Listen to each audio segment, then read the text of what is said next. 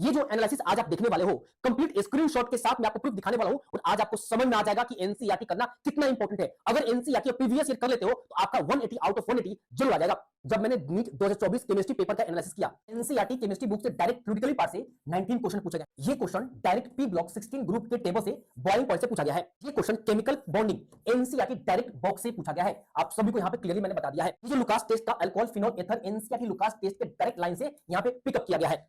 आप सभी का स्वागत है। फाइनली मैं आप सभी के लिए केमिस्ट्री नीट 2024 का जो एग्जाम हुआ था उस पेपर का डीपली एनालिसिस करके आपको बताने वाला हूं कि जो क्वेश्चंस पूछे गए थे वो कहां से पूछे गए हैं और कंप्लीट स्क्रीनशॉट के साथ आपको दिखाने वाला हूं ताकि आपको इसको देखने के बाद मोटिवेशन मिले और एक डायरेक्शनल वे में आप तैयारी करो जिससे आपका स्कोर 180 में 180 आ जाए केमिस्ट्री में। शुरू करते हैं। और हाँ, आप सभी इस चैनल को जरूर सब्सक्राइब कर लीजिए।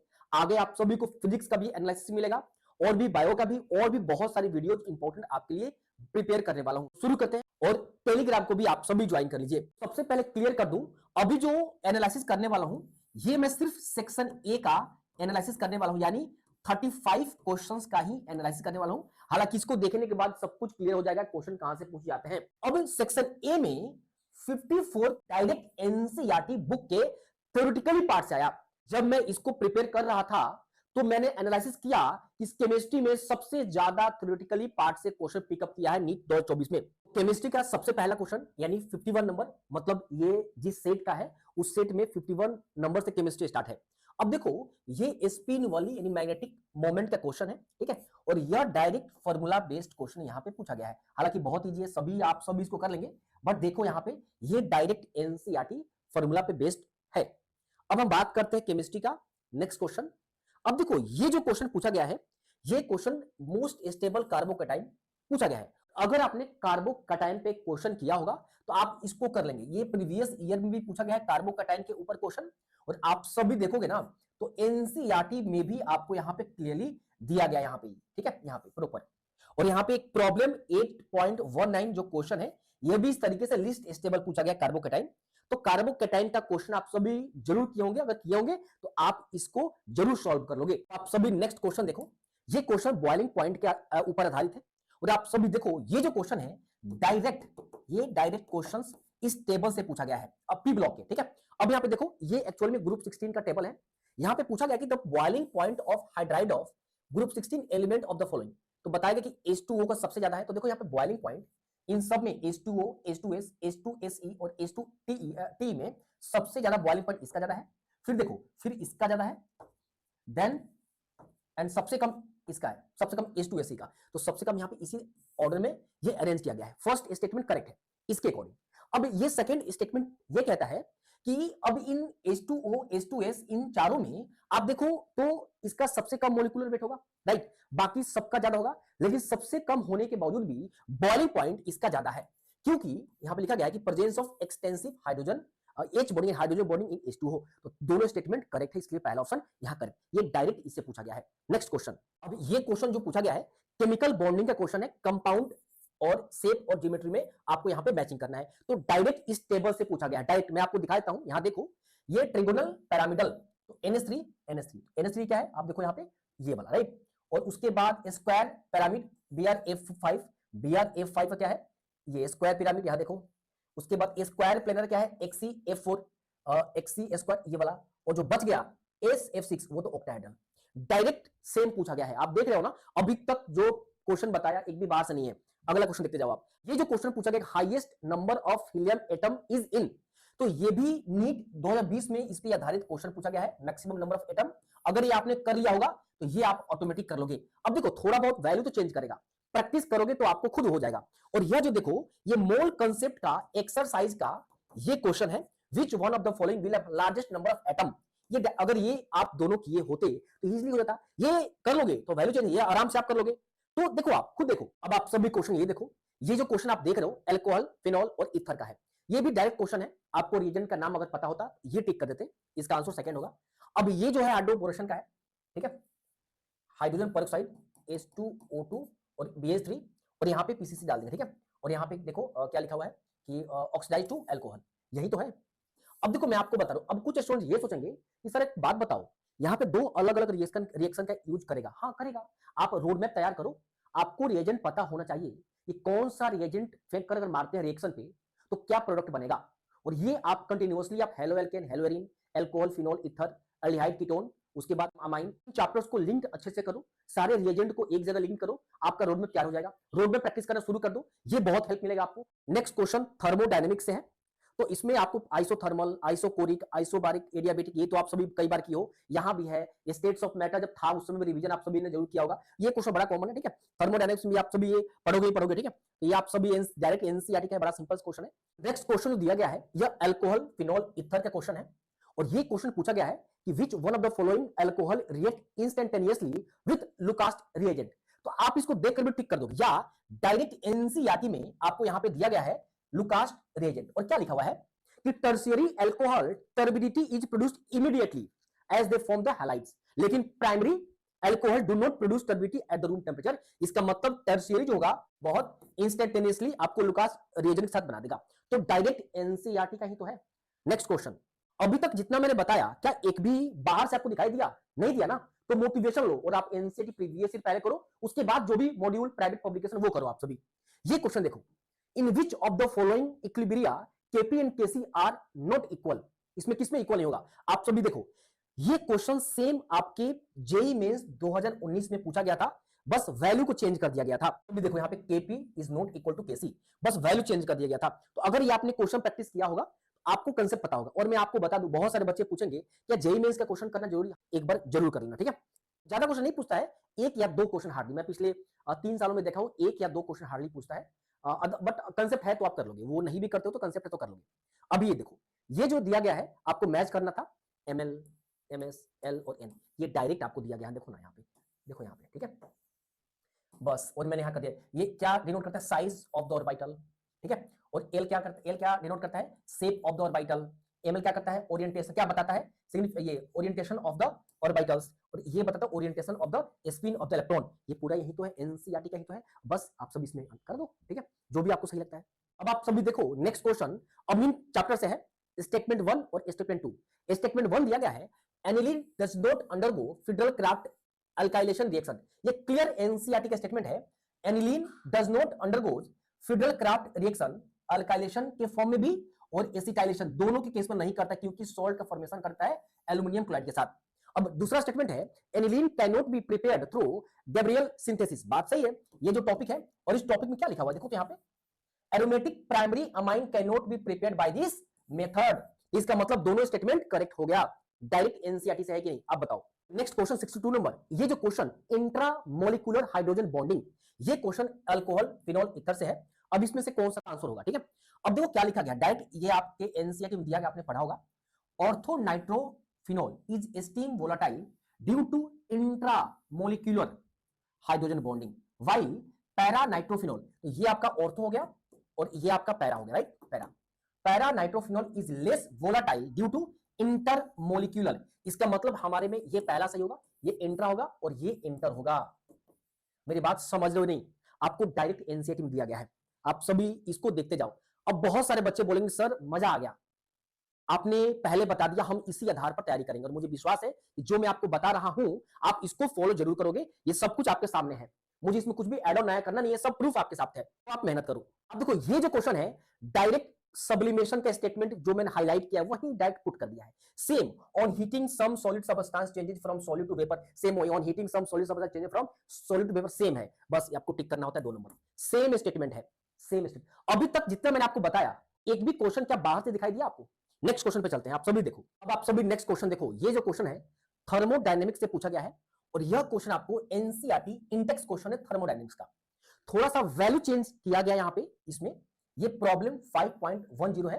हो सकता है कि आपको बुक में क्वेश्चन का नंबरिंग अलग हो, इसका बस आपको थोड़ा बहुत आपको वैल्यू चेंज मिलेगा, स्टेटमेंट थोड़ा बहुत उल्टा कर दिया है, बट कंसेप्ट सेम है। अगर ये प्रैक्टिस आपने कर लिया आप इसको भी कर लोगे। या कोई भी स्टूडेंट अगर प्रैक्टिस करता है, या लिखा है liquid crystallise into a solid, तो ये भी प्रैक्टिस करता होगा ना कि a solid crystallise into a liquid, क्या होगा इसका? Yes, no, right, wrong, decrease, increase. तो आप सभी ये करे होंगे तो ये भी कर लेंगे। तो मेरा मानना ये कि question NCERT Intex, NCERT exercise, exemplar, previous year और एनसीईआरटी थ्योरी को बढ़िया से पढ़ाई कर लो। आपका 180 में 180 आना ही है।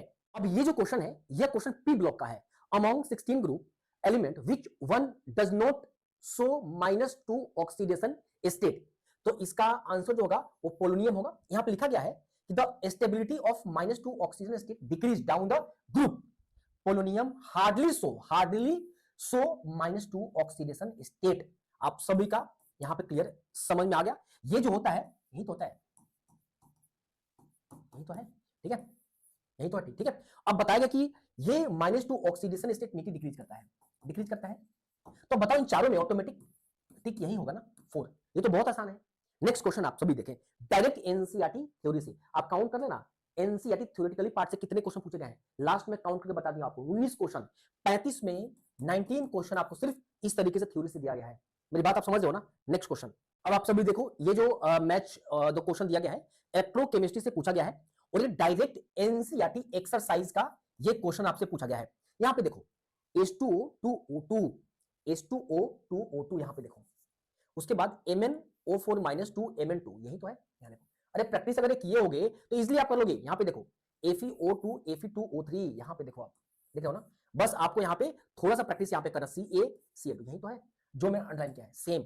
बस 3 क्वेश्चन को एक साथ मर्ज कर दिया। हाँ पूछेगा, आप प्रैक्टिस तो करो सब क्वेश्चन, तो डायरेक्ट आपको एनसीईआरटी एक्सरसाइज से क्वेश्चन मिल गया। ये जो क्वेश्चन पूछा गया है, ये क्वेश्चन पीरियोडिक टेबल से है। टेबल से बहुत आसान है। इलेक्ट्रोनेगेटिविटी के बारे में पूछा गया कि इंक्रीजिंग ऑर्डर में इलेक्ट्रोनेगेटिविटी है, ठीक है। वैसे तो आप सभी को पता है कि ये जब हम लेफ्ट टू राइट जाते हैं तो इलेक्ट्रोनेगेटिविटी कंसिस्टेंसी के साथ इंक्रीज करता है, लेकिन इतना इजी भी तो नहीं पूछेगा ना। अब देखो क्या किया है, ये पीरियड सेकेंड से ये 4 एलिमेंट को दे दिया है और पीरियड थर्ड से एक एसआई दे दिया है। वैसे तो आप सभी इसका तो आप अंदाजा लगा लोगे, लेकिन बहुत सारे बच्चे गलती यहां आकर कर देंगे, ठीक है। तो आप देखो सबसे ज्यादा फ्लोरीन का है 1, ऑक्सीजन 2, नाइट्रोजन 3, 4 और सबसे कम किस एसआई का, यही तो है, यही तो ऑर्डर है, ठीक है, इंक्रीज ऑर्डर में। तो बहुत सारे बच्चे क्या करते हैं, बस इतना ही देख लेते हैं कि लेफ्ट टू राइट आपका इंक्रीज करता है और ऊपर की तरफ बढ़ता है। तो मैं बस इतना ही कहूंगा, एक बार वैल्यू जरूर देख लेना। अगर सेकेंड, थर्ड, फोर्थ पीरियड से अगर एलिमेंट एक्सचेंज कर दे या अलग अलग एलिमेंट दे दे, उस केस में गलत कर दोगे आप। तो इसीलिए वैल्यू जरूर देखना आप सभी, ठीक है। सभी बच्चों को इतना कहता हूं क्योंकि अभी के टाइम पे कंपटीशन जो है ना बढ़ चुका है। आप जितना आसान सोचते हो उतना नहीं, थोड़ा सा वैल्यू जरूर देखा करो। खासतौर पे वैल्यू जो पार्ट है वो देखो, 3-4 क्वेश्चन इसी तरह वैल्यू बेस्ड है टेबल से। नेक्स्ट क्वेश्चन आप देखो, अब ये जो क्वेश्चन है यह हाइड्रोकार्बन इंटेक्स क्वेश्चन से डायरेक्ट पूछा गया है। अब देखो यहाँ पे C6H14 और ये पूछा गया कि 2 टर्शियरी कार्बन। तो आप सभी देखो डायरेक्ट यहाँ पे यही तो है, इसका नाम पूछा गया IPUC, ठीक है, यही तो है, ठीक है। आप देखो यहाँ पे सबसे आसान है, प्रैक्टिस करो तो सही, आपको सब कुछ एनसीईआरटी मिलेगा।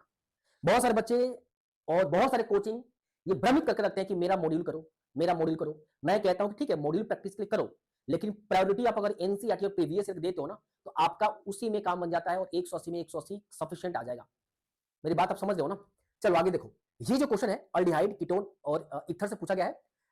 फेलिंग सोल्यूशन ए इज, यहाँ पे नाम पूछा गया है, तो आप यहाँ देखो Fehling solution A is aqueous copper sulphate and Fehling solution B is ये वाला। तो बस आंसर कौन सा, एक्वस कॉपर सल्फेट, यही तो है। डायरेक्ट एनसीईआरटी क्वेश्चन है और देखो थ्योरी से पूछा गया है। मैं बार बार आपको डिनोट करा रहा हूं कि थ्योरेटिकली पार्ट से क्वेश्चन कितने पूछे गए, आप देख रहे हो ना। नेक्स्ट, अब ये 70 नंबर क्वेश्चन जो है केमिकल काइनेटिक्स से पूछा गया है और एनसीईआरटी एग्जाम्पलर का डायरेक्ट सेम क्वेश्चन पूछा गया है। एग्जाम्पलर का क्वेश्चन 3 हो सकता है कि नंबरिंग आप में चेंज हो। Activation energy of chemical reaction can be determined by, यही तो क्वेश्चन है। और इसमें क्या, इसमें determining the rate constant eight 2 temperature, यही है। बस इसमें थोड़ा सा क्या कर दिया है, एट 2 डिफरेंट डाल दिया, ठीक है।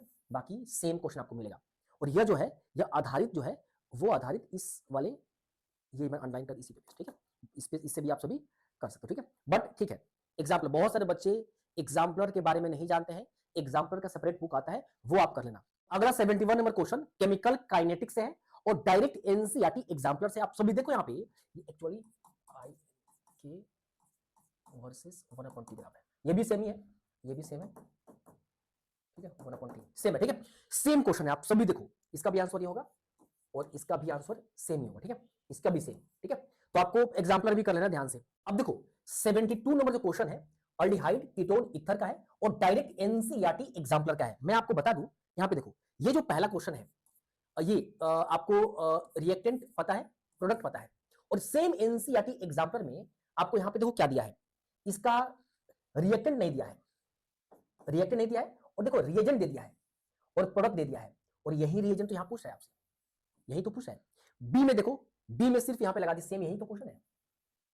आप सी देखो, सी में मैं मिटा देता हूं, आप सी में देखो, सी का तो यही तो है, ये वाला CrO3 यही तो है, डायरेक्ट पुट करो यहां पे। और डी का देखो ना, डी का वहां पे ये वाला, अब देखो यहां पे आपको ये सेम है, यहां पे रीएजेंट डाल दो यहां पे, यही तो है ये, सेम क्वेश्चन है, देख रहे हो ना। तो एनसीईआरटी का अब नेक्स्ट 73 नंबर जो क्वेश्चन है, ये क्वेश्चन आप सभी देख लो यहां पे, ये इनडायरेक्ट बेस्ड क्वेश्चन है। अभी तक जितना मैंने बताया, अभी तक 23 24 क्वेश्चन बताया, उसमें से अभी पहला ऐसा क्वेश्चन है जो इनडायरेक्ट पूछा गया है। और वो भी कैसे पूछा गया है, यहां पे SN1 का रिएक्शन दिया गया है और फास्टेस्ट रेट का यहां पूछा गया है, लेकिन यहां पे SN2 का ये वाला करके दिया गया है, ठीक है। और अगर आपने ये पढ़ा होगा तो यहां से भी आप इजिली कर दोगे जरूर, ठीक है। यहां पे आपको पता है कि ऑर्डर, और यहां पे ना आप देखोगे तो डायरेक्ट जेईई मेंस 2023 में भी इस तरीके से क्वेश्चन पूछा गया था, SN1 पे बेस्ड पूछा गया था यहां पे, ठीक है। चलो अब ये देखो, ये जो क्वेश्चन है, which reaction is not redox reaction, redox question का डायरेक्ट एनसीईआरटी एग्जाम्पलर का क्वेश्चन है। अब आप देखो क्या किया यहां पे, ये जो 4 स्टेटमेंट दिया गया है, यहां भी 4 स्टेटमेंट दिया गया है, ऊपर के 3 स्टेटमेंट को बदल दिया है, बस ये 3 से, लेकिन लास्ट का स्टेटमेंट यहां पे देखो सेम है, सेम है। और यहां भी इसका आंसर यही होगा, यहां भी आंसर यही होगा, ठीक है, नोट यहां पे, और यहां भी सेम होगा। जब ये आप किए होते तो ये आपको पता होता, तो ऑफ कोर्स यहां भी स्टेटमेंट तो वही टिक करोगे ना आप, दूसरा तो टिक नहीं करोगे ना, तो बस डायरेक्ट ये भी क्वेश्चन है। अब आप सभी देखो क्वेश्चन नंबर 75 हाइड्रोकार्बन का है, डायरेक्ट क्वेश्चन है। यहां पे दिया गया कि एन पेंटेन का जो बॉइलिंग पॉइंट 309, आइसोपेंटेन का 301 301 और नियो का ये, इस अकॉर्डिंग ऑर्डर आप सजा देना, और ये स्टेटमेंट पढ़ोगे तो आपको स्टेटमेंट सेकेंड में मिल जाएगा, बहुत आसान है, आप सभी देखो। नेक्स्ट क्वेश्चन डायरेक्ट एनसीईआरटी से भी है। अब देखो ये कोऑर्डिनेशन कंपाउंड से है, दोनों स्टेटमेंट सेम आपको एनसीईआरटी मिल जाएगा। अब देखो क्या लिखा गया है यहाँ पे, COF6 का पावर 3 माइनस ऑक्टाहेड्रल है, और आपको CONH3 का होल 6 का पावर कितना है 3 प्लस, ये भी आपको ऑक्टाहेड्रल है, मतलब ये दोनों जो है, ये और ये ऑक्टाहेड्रल, मतलब ये भी यहाँ पे ऑक्टाहेड्रल है और ये भी ऑक्टाहेड्रल है, यहाँ पे देखो तो ऑक्टाहेड्रल, ये स्टेटमेंट सही है। हाँ बिल्कुल, मैग्नेटिक बिहेवियर डिफरेंट होगा, आप निकाल लेना, डिफरेंट आ जाएगा। और आपको COF6 3 माइनस पैरामैग्नेटिक यहां पे दिया गया है, और ये डायामैग्नेटिक, देखो क्या लिखा गया है, ये आपको डायामैग्नेटिक और ये आपको पैरामैग्नेटिक। तो सेम क्वेश्चन आपको एनसीईआरटी कोऑर्डिनेशन कंपाउंड चैप्टर से आपको मिल जाएगा। ये जो क्वेश्चन दिया गया है इनडायरेक्टली दिया गया है, आप अगर प्रीवियस ईयर देखो तो कई बार आपको ये वैल्यू चेंज रहेगा और ये आपको निकालना है, एनसीईआरटी में केमिकल बॉन्डिंग में आपको मिल जाएगा, तो आप इसको कर लोगे इनडायरेक्टली। 2 क्वेश्चन आपको इसमें इनडायरेक्टली पूछा गया जो मैंने दिखा दिया आपको। अब देखो यहाँ पे ये जो क्वेश्चन है डायरेक्ट एनसीईआरटी के टेक्स्ट बुक थ्योरी से यहाँ पे दिया गया है, केज का वैल्यू आपको दिया गया है और आपको बताना है सॉल्युबिलिटी बताना है, ठीक है। चलो सॉल्युबिलिटी यहाँ पे लिख रहा है कि higher the value of K's, जिसका केज का वैल्यू ज्यादा होगा उसका सॉल्युबिलिटी कम होगा, लोअर द सॉल्युबिलिटी, मतलब ये क्लियर है कि आपको KH inversely proportional to solubility, ठीक है। तो अब देखो सबसे कम इसका है, यानी सबसे ज्यादा इसका होगा, उसके बाद इसका है, ये होगा, देन आपको ये होगा, क्लियरली है, तो इसका आंसर 2 होगा, कहा ना, सबसे ज्यादा आपको मिलेगा A, सॉरी ये तो नहीं होगा, 2 होगा ये वाला, सबसे ज्यादा B ये वाला, फिर C, फिर E, राइट। चल आगे चलते हैं, अब कुछ आपको एनसीईआरटी से मिलेगा। ये देखो आप सभी, ये एटम का क्वेश्चन है, देखो लगातार प्रीवियस ईयर में इस पे बेस्ड क्वेश्चन पूछा गया है, वैल्यू चेंज है, क्वेश्चन सेम है, अगर ये क्वेश्चन प्रैक्टिस किए हो इजीली आप कर लोगे। प्रीवियस ईयर के क्वेश्चन, AIPMP प्रीवियस ईयर के क्वेश्चन है, ये सेम आपको DNF ब्लॉक के आपको एग्जांपल से क्वेश्चन, सेम क्वेश्चन, सेम देखो सेम क्वेश्चन, आपको सेम क्वेश्चन है, ठीक है, इसका आंसर भी आपको यहाँ पे पता है, आप पढ़ो इसको, सेम क्वेश्चन है, यहाँ पे कुछ भी चेंज नहीं है, एज इट इज उठाकर यहाँ पे डाल दिया है। तो इंटेक्स क्वेश्चन ये वाला एग्जांपल का, ठीक है, सेम क्वेश्चन आपको बायोमोलिक्यूल का एनसीईआरटी का स्टेटमेंट बेस्ड है, क्या लिखा है, glucose does not give Schiff test, तो इसका मतलब यहाँ पे ये टेस्ट नहीं देगा, and it does not form hydrogen sulphide, और हाइड्रोजन सल्फाइड यानी इसका मतलब B और E होगा, आप देख लो ना B और E किसमें है, B और E, ठीक है। तो डायरेक्ट स्टेटमेंट से है, आप एक चीज नोटिस कर रहे हो ना, स्टेटमेंट से देखो कितना क्वेश्चन पूछा गया, ये भी स्टेटमेंट से क्वेश्चन पूछा गया है और डायरेक्ट क्वेश्चन पूछा जा रहा है यहाँ पे, ये सेम ये एग्जांपल देखो किसमें है, सेम यहाँ पे आप डाल देना, यहाँ पे ठीक है, मैचिंग कर दो ना आप, सेम एग्जांपल यहाँ पे, सेम कुछ भी चेंजिंग नहीं है, बस आप सभी देखो यहाँ पे। नेक्स्ट क्वेश्चन आप सभी देखो, सेम क्वेश्चन पीरियोडिक टेबल से, मैंने कहा ना टेबल से आपको 3 क्वेश्चन के आसपास मिल रहा है, तो टेबल अच्छे से देख लेना, वैल्यू देख लेना आप सभी। ये पीरियोडिक टेबल का यहाँ देखो मैंने, यही तो है, लिथियम, बोरॉन, बेरिलियम और नाइट्रोजन, यही तो है आपको, ठीक है। अब देखो सबसे ज्यादा नाइट्रोजन का होगा, तो देखो सबसे ज्यादा ये तो होगा नहीं, तो ये 3 में सब, और सबसे कम लिथियम का होगा, सबसे कम लिथियम का, यानी आपको इस तीनों में लिथियम कम है, और बाकी देखो ना, तो नाइट्रोजन सबसे ज्यादा, चलो इसी ऑर्डर में, उससे कम किसका है, नाइट्रोजन, कार्बन उससे कम, अब देखो उससे कम आपको कार्बन से ज्यादा बेरिलियम मिलेगा आपको, ठीक है, बेरिलियम। यहाँ कार्बन नीचे है ना, सॉरी बोरोन नीचे है ना यहाँ पे, अब देन बोरोन, अब देन आपको लिथियम मिलेगा। इसका मतलब second number, nitrogen, carbon, beryllium, boron, lithium, direct आपको यहां से पूछा गया क्वेश्चन है। नेक्स्ट, ये इनडायरेक्ट क्वेश्चन है, अगर ये क्वेश्चन प्रैक्टिस आप मोल कंसेप्ट में किए हो तो ये क्वेश्चन इजी आप कर दोगे, ठीक है। में इक्विलिब्रियम इंडेक्स का सेम क्वेश्चन है यहाँ पे, सेम क्वेश्चन है, ठीक है, सेम, थोड़ा बहुत चेंजिंग आपको वैल्यू मिलेगा, यहाँ पे रिवर्स डायरेक्शन और यहाँ पे क्या दिया है, बैकवर्ड डायरेक्शन, ठीक है, आप इसको देख लेना। अब देखो, अभी जो 35 क्वेश्चन सेक्शन ए हमने किया, 35 सेक्शन ए का, उसमें से एनसीईआरटी बुक से थ्योरेटिकली पार्ट से 19 क्वेश्चन पूछे गए हैं, एनसीईआरटी एक्सरसाइज से 3 क्वेश्चन, इंटेक्स से 5 क्वेश्चन, एनसीईआरटी एग्जाम्पलर से 3 क्वेश्चन, इनडायरेक्ट 3 क्वेश्चन पूछे गए हैं, जेईई मेंस से 1 क्वेश्चन और एआईपीएमटी नीट से आपको 1 क्वेश्चन। आप देखो इसमें से एनसीईआरटी वाले पार्ट को देखो, आप सिर्फ एनसीईआरटी पार्ट को देखोगे तो देखो कितने 30 क्वेश्चन सिर्फ एनसीईआरटी से पूछा गया है और 1 क्वेश्चन प्रीवियस ईयर से, नीट के और एनसीईआरटी 31 तो यहां आ गया, और बाकी अगर प्रैक्टिस थोड़ा सा किए हो तो इनडायरेक्टली भी आप करने दो क्या। चलो मान लो कि आप इन 4 जो क्वेश्चन है उसमें से अगर ये भी आप सही कर देते हो तो आपका इतना नंबर तो आपका बन गया ना, ठीक है। और ये तो 35 में आपको बात कर रहा हूं, अभी 15 जो सेक्शन बी है उसमें भी अगर मान लो 15 में अगर उसमें 10 ऑलमोस्ट बच्चे सही कर देते हैं तो 41 आपका हो गया, 164, और जो इसमें से थोड़ा बहुत आप एक आध क्वेश्चन कर ही दोगे तो आपका नंबर सिलेक्शन लायक बन तो गया। तो आप जितने भी स्टूडेंट्स हैं जो मैं बता रहा हूं फॉलो करो, मैं बार बार मैंने कहा, पिछली बार जब मैंने बताया था और जब स्टूडेंट्स का नंबर अच्छा गया तो बहुत सारे स्टूडेंट्स ने मैसेज किया था कि sir thank you so much, आपने जो लास्ट में 2-3 महीने पहले बताया था ये वाला, मैंने मार्च में बताया था और मैंने प्रैक्टिस करना शुरू किया और मेरा मार्क्स ग्रो हुआ। बहुत सारे बच्चे, ऑलमोस्ट बच्चे ने मैसेज किया कि सर जो हमारे कोचिंग में जो टेस्ट होते थे उससे ज्यादा ही मेरा फिजिक्स केमिस्ट्री में आ गया, क्योंकि हमने एनसीईआरटी प्रीवियस ईयर, आप भी फॉलो करो। प्रायोरिटी 2, क्योंकि एग्जाम जो है नीट एनसीईआरटी बेस्ड पे होता है, मेरी बात आप समझ रहे हो ना। आप अपने फ्रेंड सर्कल में इसको शेयर करो। अभी तक नहीं, मिलता है वीडियो में। All the very best.